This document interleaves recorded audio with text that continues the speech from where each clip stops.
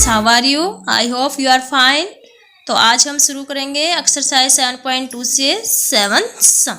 तो हम ये सोल्व करेंगे। इसमें क्या दे रखा है? इन ए स्क्वायर शीट, एक स्क्वायर शीट लेंगे हम और उसमें 2 ट्रायंगल हम ड्रॉ करेंगे और of equal area such that, और उनके एरिया निकाल के देखेंगे।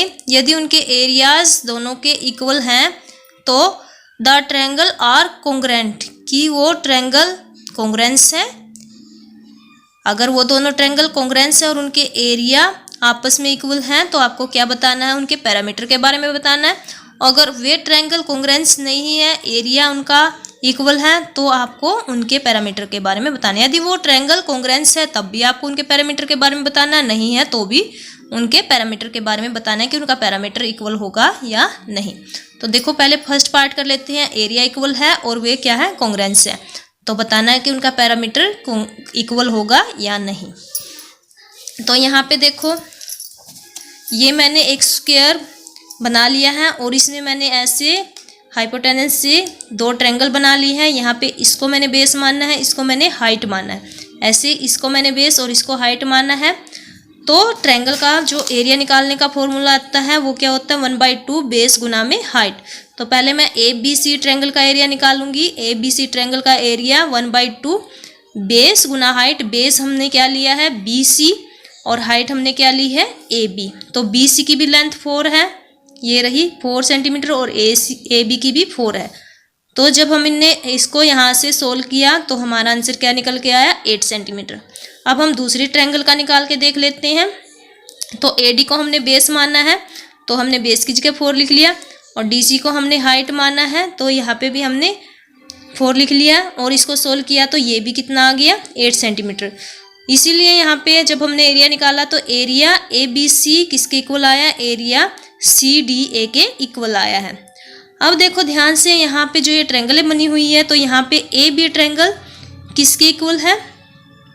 सॉरी, AB जो लेंथ है किसके इक्वल है? DC के। किसके इक्वल है? DC के। और BC किसके इक्वल है? BC आपकी AD के इक्वल है। और AC यहाँ पे कॉमन दे रखे तो ये भी इक्वल है। तो यहाँ पे बाई SS कॉन्ग्रुएंस क्राइटेरियन के अनुसार ये क्या हो गई हैं? कॉन्ग्रुएंस हो गई हैं। और अगर हम इन लेंथों को यहाँ पे ऐड कर दें, इनकी जो भी लेंथ है और इनकी लेंथ जो भी है वो यहाँ पे हम ऐड करेंगे तो इनकी लेंथ का जो टोटल आएगा वो क्या आएगा? इक्वल। और जब हम ट्रायंगल की तीनों साइडों को ऐसे ऐड करते हैं तो क्या निकलता है? पैरामीटर। क्या निकलता है? पैरामीटर। तो इसका और इसका दोनों का पैरामीटर क्या हो जाएगा? सेम। क्या हो जाएगा? सेम। तो इस सिचुएशन में जब दोनों ट्रायंगलों का एरिया सेम हो और दोनों क्या हो? कॉन्ग्रुएंस हो। दोनों क्या हो? कॉन्ग्रुएंस हो। ये दोनों कॉन्ग्रुएंस है, इसकी तीनों साइड एक दूसरे के क्या है? इक्वल है। SSS क्राइटेरियन यहाँ पे लागू होता है। तो ये क्या होगी? ये कॉन्ग्रुएंस। कॉन्ग्रुएंस है तो यहाँ पे पैरामीटर क्या होगा? सेम होगा। क्या होगा? Parameter same. तो इसलिए हम क्या लिखेंगे? In this case the parameters of 2 triangle are equal. तो पहली जो कंडीशन हमें दे रखी थी कि यदि दोनों ट्रायंगलें कैसी हैं? कॉन्ग्रुएंस है और उनका एरिया सेम है तो पैरामीटर कैसा होगा? पैरामीटर भी कैसा होगा? सेम होगा। अब अगर दोनों ट्रायंगलें कॉन्ग्रुएंस नहीं है और एरिया सेम है तो हमें बताना है कि पैरामीटर सेम होगा या नहीं। तो देखो सेकंड पार्ट भी, इसमें भी हमने ऐसे एक स्क्वायर जो शीट है उस पे एक ट्रायंगल ऐसे बना ली है और दूसरी ट्रायंगल में यहाँ पे E पॉइंट लेके यहाँ से ऐसे ड्रॉ कर ली है। तो पहले हमने इनका एरिया निकाला। ABC का एरिया जैसे हमने फर्स्ट पार्ट में निकाला था ऐसे निकालेंगे। B क्या है? यहाँ पे बेस BC, और H क्या है? यहाँ पे AB हाइट। तो यहाँ पे दोनों की लेंथ 4 सेंटीमीटर है। आप कोई भी लेंथ यहाँ पे रख सकते हो। तो यहाँ पे इनको सोल्व करने से क्या आ गया? 8 सेंटीमीटर। अब EBC का एरिया निकालेंगे तो यहाँ पे B हाइट हम ऐसे ड्रॉ करेंगे और ये वाली हाइट AB के इक्वल है। तो AB कितनी है? 4। तो ये भी कितनी हो जाएगी? 4। और ये कितना? Base 4 centimetre. तो यहाँ पे जो BC है वो कितना है? 4, और EL जो है वो भी कितना है? 4। इसको भी सोल्व करने से क्या आ गया? 8 सेंटीमीटर। तो एरिया यहाँ पे भी दोनों का इक्वल हो गया। बट यहाँ पे ध्यान दो, ये जो AB साइड है ये EB के इक्वल नहीं है और BC BC के इक्वल है, कॉमन है, लेकिन AC EC के इक्वल नहीं है, AC EC के इक्वल नहीं है। तो जब ये इक्वल नहीं है, अगर इनको हम जोड़ेंगे तो इनकी लेंथ अलग आएगी और इनकी लेंथ अलग आएगी। तो जब इन तीनों साइडों को जोड़ेंगे और इनको जोड़ेंगे तो इसका पैरामीटर और इसका पैरामीटर भी क्या आएगा, अलग आएगा। इसीलिए ये दोनों ट्रायंगल्स क्या है, कोंग्रेंस नहीं है, क्योंकि इसमें तीनों कंडीशन इसमें एस क्राइटेरियन की कंडीशन जो है वो यहाँ पे पूरी नहीं हो रही, इसलिए ये कोंग्रेंस नहीं है। So triangle ABC and triangle EBC are not congruent, ये दोनों कोंग्रेंट नहीं है। और ये दोनों कोंग्रेंट नहीं है तो इनकी जो साइड की लेंथ है वो भी इक्वल नहीं है। इक्वल नहीं होंगे तो दोनों का पैरामीटर भी इक्वल नहीं आएगा। तो in this case the parameter of two triangles are not equal. I hope you understand. Okay, अब 8 सम देखो। 8 सम में क्या है, draw a rough sketch of two triangle such that they have 5 pair of congruent part. तो आपको 2 rough sketch ऐसे draw करने हैं जिनमें 5 पार्ट जो है वो कोंग्रेंट हो, लेकिन एक पार्ट उनमें कोंग्रेंट नहीं हो।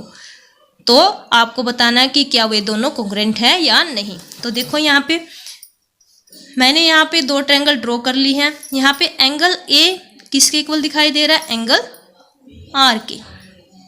एंगल B किसके इक्वल दिखाई दे रहा है, एंगल P के। और एंगल C किसके इक्वल दिखाई दे रहा है, एंगल Q के।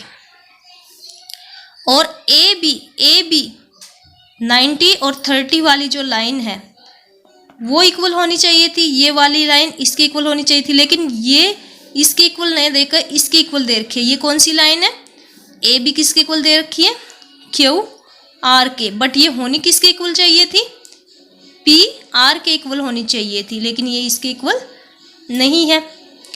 आगे देखो BC 90 और 60 के बीच वाली BC लाइन इसके इक्वल दे रखी है, किसके, PQ के।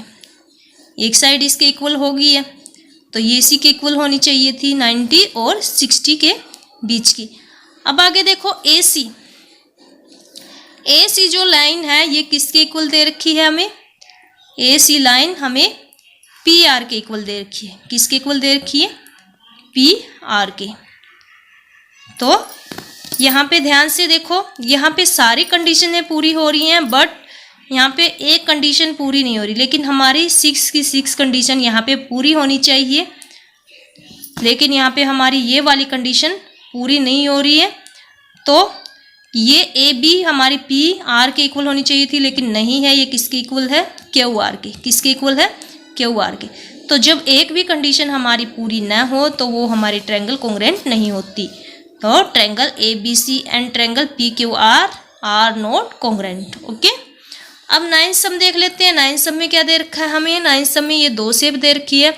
तो हमें यहाँ पे B एंगल किसके इक्वल दिखा रखा है, Q के, और C एंगल R के इक्वल दिखा रखा है। तो लिख लो यहाँ पे एंगल B किसके इक्वल दिखा रखा है, एंगल Q के, और एंगल C किसके इक्वल दिखा रखा है, एंगल R के। और यहाँ पे क्या लिखा हुआ है, तो आपको क्राइटेरियन बनाना है। क्राइटेरियन बनाना है तो 2 एंगल हो गए, तो 3 कंडीशन पूरी होनी चाहिए। तो एक हम साइड लिख देते हैं। BC किसके इक्वल दिखा देते हैं हम, BC हम दिखा देते हैं यहाँ पे QR के इक्वल। तो BC इक्वल QR। तो ये कौन सा क्राइटेरियन बन गया, 2 एंगल है और एक साइड है ASA। तो बाई ASA कोंग्रेंस क्राइटेरियन, तो ये कौन सी ट्रायंगल बन गई है कोंग्रेंस एक दूसरे के, तो ट्रायंगल ABC कोंग्रेंस किसके बन गई है, ये बन गई है हमारी ट्रायंगल PQR की। ABC किसके इक्वल बन गई है, PQR के कोंग्रेंस बन गई है। आगे लास्ट सम 7.2 का, इसमें ये 2 शेप दे रखी है। एक तो ये साइड एक दूसरे के इक्वल दिखा रखी है, ये एंगल और ये एंगल इक्वल दिखा रखा है, और ये कोंग्रेंस बता रखी है। तो आपको ये क्राइटेरिया बताना कौन सा है। तो पहले इनको लिख लो। ये कंडीशन A किसके इक्वल है, F के। Angle A equal angle F। दूसरा है angle B equal angle E। Angle B equal angle E। और एक साइड दे रखी इक्वल कौन सी है, BC equal ED। BC equal ई डी। तो दो एंगल और एक साइड, तो कौन सा क्राइटेरिया बन गया है? ए एस ए कॉन्ग्रेंस क्राइटेरिया बन गया। तो इसीलिए ये दोनों ट्रायंगल्स क्या हो गई हैं? कॉन्ग्रेंस। क्या हो गई हैं? कॉन्ग्रेंस। कौन कौन सी? Triangle A B C, triangle A B C congruence किसके हैं? Triangle F E D, triangle F E D. तो ये A S A congruence criterion दे रखा था और ये आपको क्या दे रखी थी? कॉन्ग्रेंस दे रखी थी। तो आपको ये वाले पार्ट बताने थे तो हमने बता दिए हैं। I hope you understand. Okay bye.